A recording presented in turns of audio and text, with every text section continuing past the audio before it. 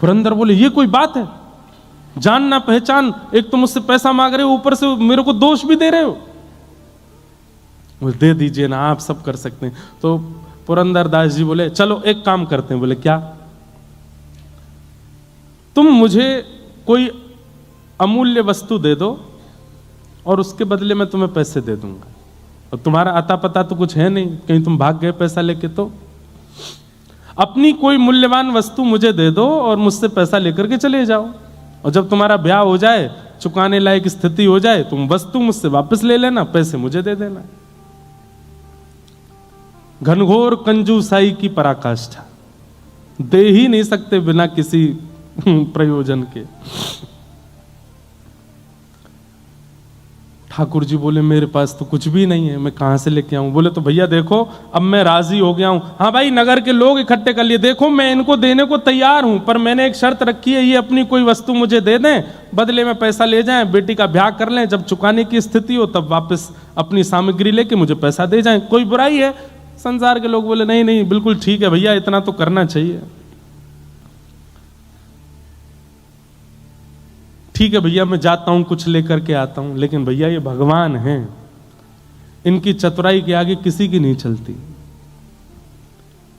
ठाकुर जी बोले मैं अभी आता हूं कुछ लेकर के। बोले हाँ जाओ, लेके आओ। भगवान सीधे पुरंदर दास के घर पहुंच गए। घर में सरस्वती बाई बैठी थी, द्वार पर आकर के रोने लगे, गिरने लगे, सिर पटकने लगे। सरस्वती बाई तो परम भक्त थी, उसके अंदर तो दया आ गई, दौड़ करके आई, अरे अरे महाराज जी क्या कर रहे हो आप ऐसी स्थिति क्यों हो गई, इतने विचलित क्यों हो रहे हो, क्या बात है बताइए। पूरी बात बताइए। मेरी बेटी का ब्याह है, मैं पैसे लेने आपके पति के पास गया हूं, उन्होंने देने से बिल्कुल मना कर दिया। मैं दूसरी जगह गया, वहां भी मना कर दिया। मैं तीसरी जगह गया, मैं पूरे नगर में घूम गया, लेकिन फिर ठाकुर जी एक बात बोले, ये नहीं कहा आपके पति, ये कहा एक राजी हो गया देने को, लेकिन उसने कहा है बदले में कोई वस्तु दो और पैसा ले जाओ। मैं कहां से कोई वस्तु दूं? मेरी बेटी का ब्याह है, कुछ कृपा करो, आप कोई वस्तु मुझको दे दो। सरस्वती बाई बोली कि मेरे पति इतने कंजूस हैं कि मेरे सारे गहने भी तिजोरी में रखते हैं, मैं क्या दूं आपको? लेकिन भक्त का एक स्वभाव होता है, वो किसी के नेत्रों के आंसू देख करके पिघल जाता है। संत हृदय नवनीत समाना, संत का हृदय, भक्त का हृदय मक्खन के जैसा होता है, दूसरे के ताप से पिघल जाता है। सरस्वती बाई देख नहीं पा रही थी जिस विचलनता में वो व्यक्ति था। अपनी नाक में केवल एक कांटा जैसा पहना था सोने का, तुरंत उसको निकाल करके कहा मेरे पास में यही है और कुछ भी नहीं है, अगर इससे आपकी बेटी का ब्याह तो नहीं हो पाएगा पर थोड़ी सहायता तो हो जाएगी, मैं ये आपको दे देती हूं, आप ले जाओ। भगवान बड़े प्रसन्न हो गए, जय हो जय हो, ठीक है, ऐसी थोड़े थोड़े बूंद से ही सागर भर जाएगा, गागर भर जाएगा, आपने थोड़ा दे दिया कोई और दे देगा, लाइए दे दीजिए। नाक का वो सामग्री उतार करके दे दी। ठाकुर जी लेकर के सीधे पुरंदर दास के पास ही पहुंचे। तुमने कहा था कि कोई वस्तु दे दो, उसके बदले तुम पैसा दोगे, लो वस्तु, लाओ पैसा दो। पुरंदर दास ने जैसे ही देखा, ये तो मेरी पत्नी का ही नाक का काटा है, तुम कहां से लाए? बोले इससे तुमको क्या, तुमने कहा था कि वस्तु दो और धन ले जाओ, वस्तु दे दी, अब धन दे दो। भैया ठाकुर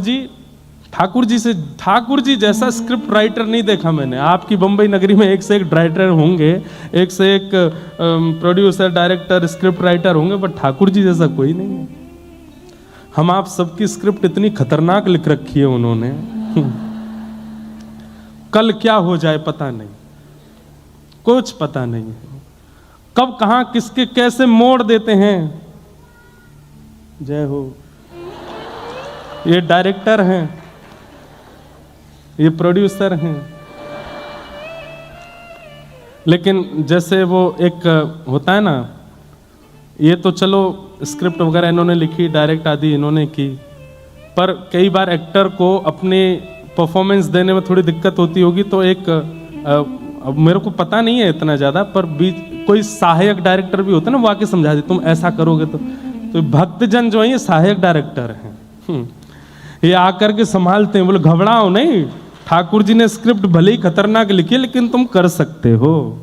इन भक्तों के चरित्र से हमको एक बल मिल जाता है, हमको एक राह मिल जाती है, हमको थोड़ा संबल मिल जाता है और हम अपनी जीवन की इस मूवी में अच्छा निर्वहन कर लेते हैं। लिखा ठाकुर जी नहीं है सब कुछ, ईच एंड एवरीथिंग, सब कुछ। तो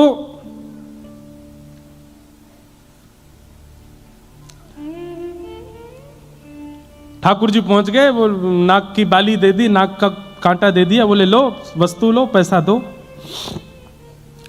तो पुरंदर को ये बात पता है कि मेरी पत्नी स्वभाव से बड़ी दयावान है, और उसी ने दया करके बिना मुझसे पूछे, बिना मेरी आज्ञा के अपनी नाक की एक कांटा निकाल करके दे दिया।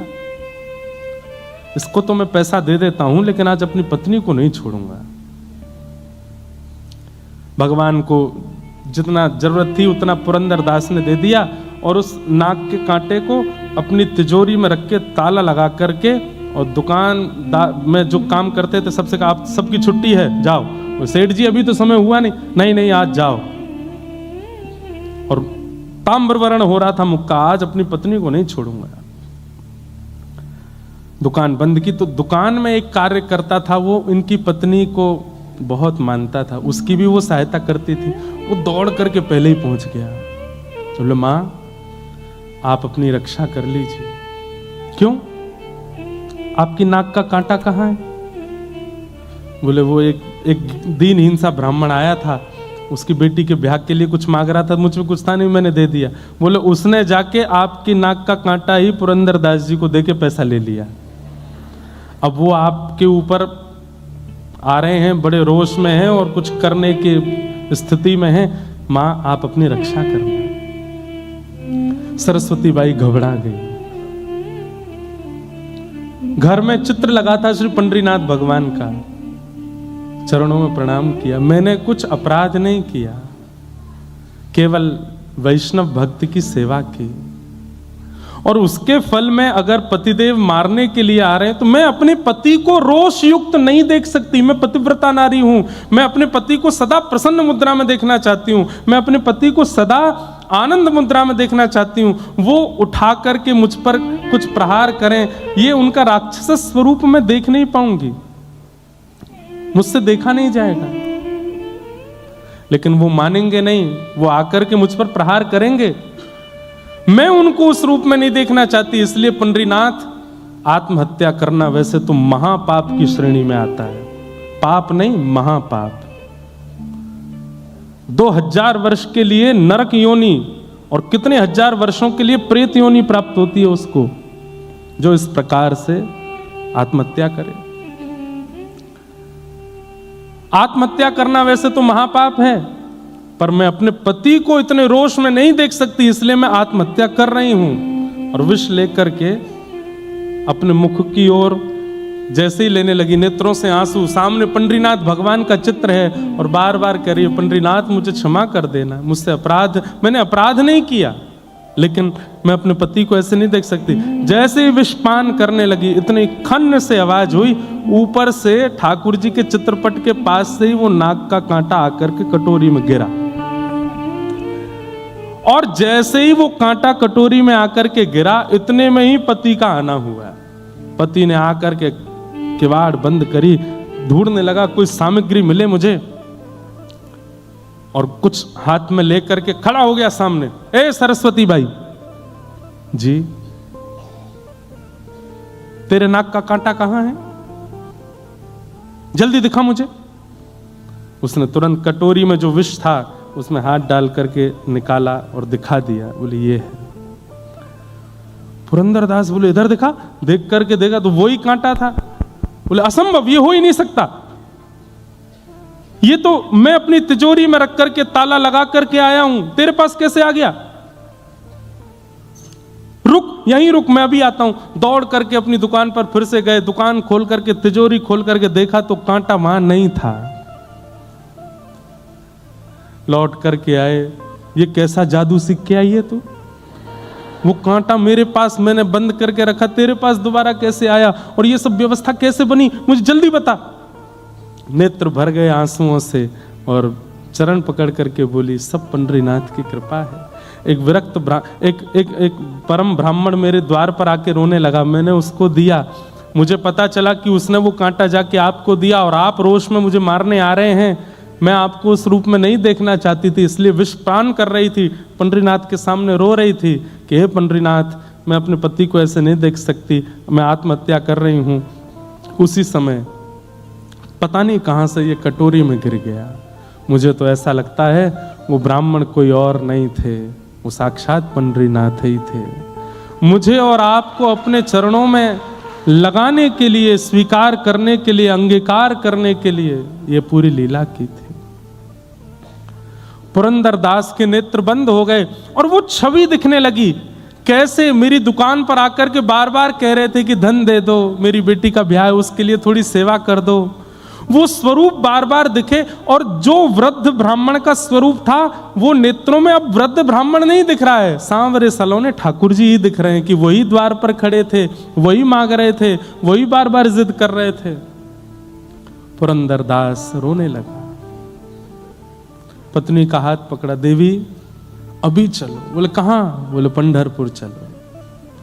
उसी समय अपनी पत्नी के साथ घर बार सब छोड़ करके पंढरपुर चले गए और ईंट पर खड़े हुए अपनी भुजा पर हाथ रख करके श्री पंडरीनाथ भगवान के सामने जाकर के पुरंदर दास ने अपने जीवन का शेष समय ठाकुर जी को अर्पित कर दिया।